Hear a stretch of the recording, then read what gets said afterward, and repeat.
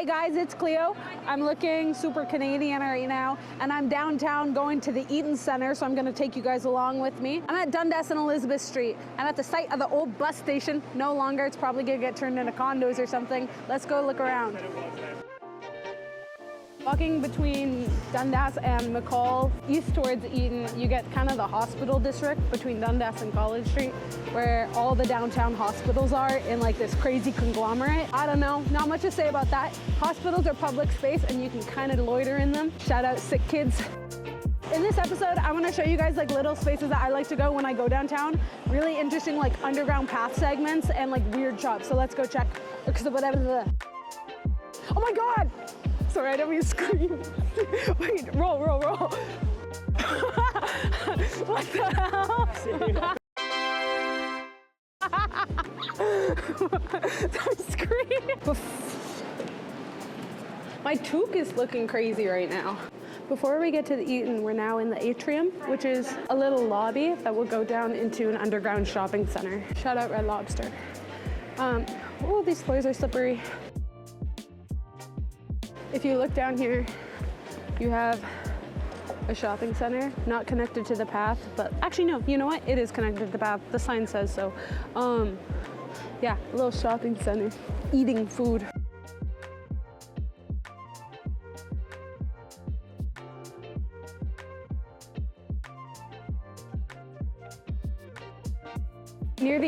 Near the Eaton Centre, we're in the atrium, which is like an indoor shopping center connected to the path. It's got the Muji, the Red Lobster, and Uncle Tetsu's and a couple other shops, but it's a really beautiful interior space that I love to walk through. And because it's part of the path, you can kind of like connect to it from other spaces. It's a nice, pretty spot. You can get to the subway line from here. So if you want to avoid Yonge and Dundas, the crowds, like avoiding the crowds of Yonge and Dundas and the outside, which are brutal right now, is a really nice, like this is a really pretty space to come in. Look at the elevator. Look, it's a glass elevator and it's gonna go, look, it's gonna go up.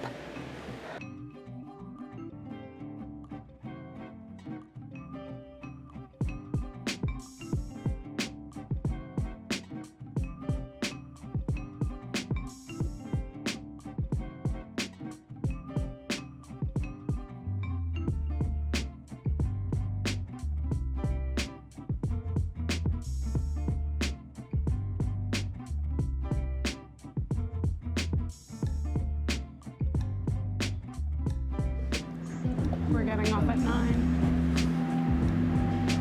This is like office buildings. Look at these look at that office down there. This kind of reminds me of the Toronto Reference Library. Oh, we're going to an abandoned floor. But it's like, no, you can't. Okay. Oh.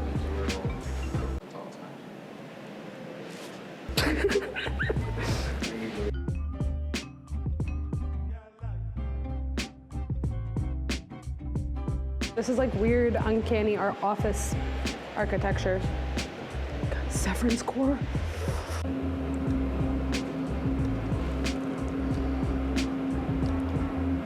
Boardroom meetings. Office work day. St. Louis Bar and Grill.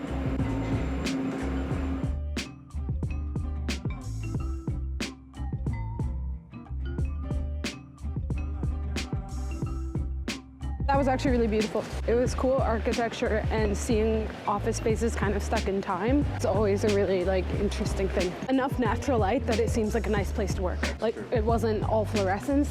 Because of the ceilings, it's quite stunning. Now we're going to Muji.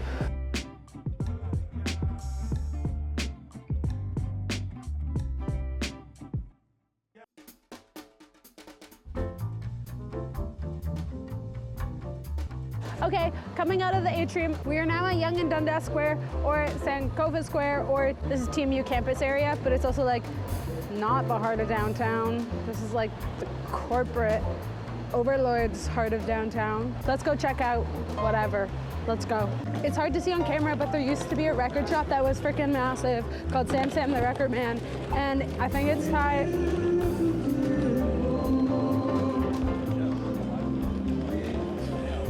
This is low-key like a ghoulish zone. Fuck!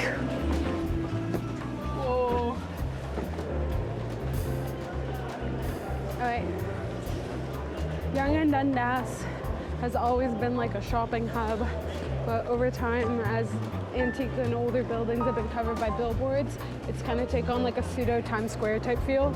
A lot of people preaching, people going to work. Unlike Times Square, you know, Times Square is something that like, oh, a local, I'm not going to Times Square, what am I doing? This isn't touristy enough to be like that, so people still go. I don't know if that makes sense, but yeah. We're now in the Eden Center. I don't think there's much interesting about the Eden Center other than like it's the main mall, but not even really because there's bigger malls. I will say, a lot of the bigger malls are like all designer stores. Like if you go to Yorkdale and stuff, it's not super accessible. So Eden Center has kind of remained a kind of everything space. So in that way, it's not bad. It's kind of brutal at Christmas time, and yeah, I don't know. I do think it's remained to be like an accessible shopping space, if that makes sense. So we got Champ's shoes, we got David's tea, we got Telus. Let's go in the Louis store.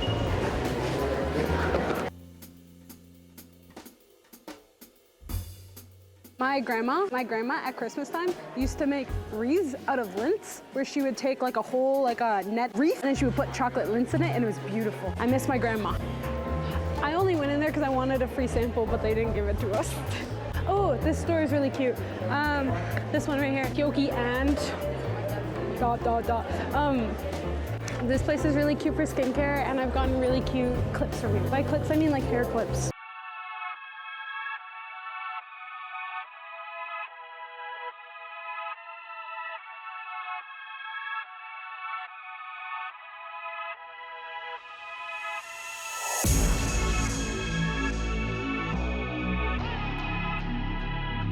The geese in the Toronto Eden Center above me are a very famous art piece by Michael Snow.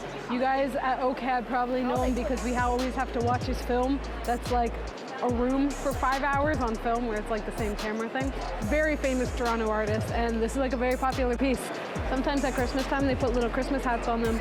But yeah, the Toronto Eden Center geese are quite iconic, so look at them up there. Woo! Also, I think Michael Snow died, so.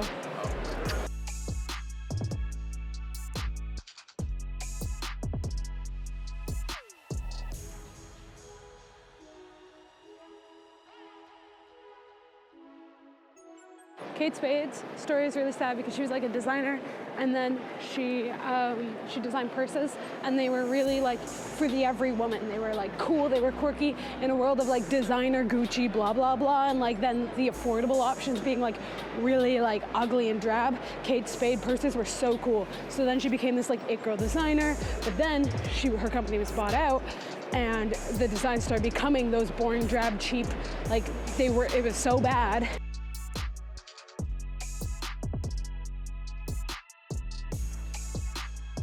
We're now outside the Eden Center, and across from us is Mirvish Theater, which is Ed Mirvish. I should do a whole episode on Ed Mirvish because he was like the Toronto everyman for the people rich guy. Honest Ed's, Ed Mirvish Theater. Ed Mirvish was a guy who had a lot of money, and he really kind of uplifted the community in terms of like social good and culture. Like he built theaters, he built Honest Ed's. There was so much like centered around him that was, I don't know, iconic.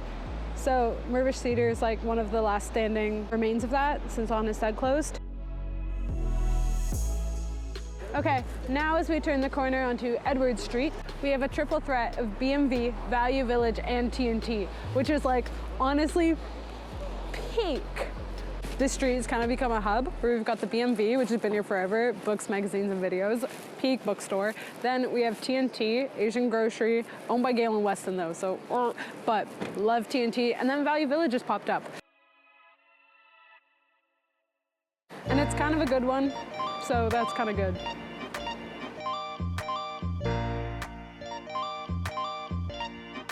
Something actually interesting is it's kind of now considered a Toronto architecture style to build condos with the brick still preserved of the original face of the building. So if you turn around, it's more common than ever. And preserve the original brick of the historical building. We're seeing that more and more with all the condos popping up. Okay, our last spot on our tour is the downtown IKEA, which has unique details about it, as well as the Aura shopping center below it. For OKD Live,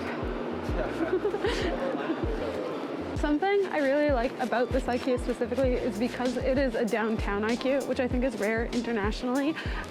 It's kind of designed and laid out for condo and apartment living, which is kind of cool because you don't see that a lot with like the giant warehouse type stores, whereas this one's smaller, compact, and really like easy to find. Also the food, IKEA like having affordable food is super helpful to have near a university. Like TMU students can come and get like a $1 hot dog, and I think that's kind of awesome.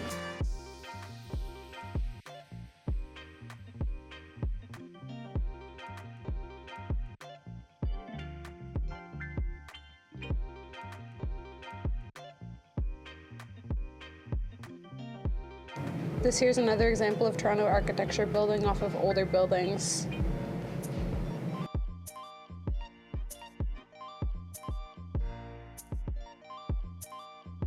As we leave IKEA, we're now going to a really interesting spot, a little secret spot hidden underneath, and it's not part of the path, but it is similar to, it's the Aura shopping concourse.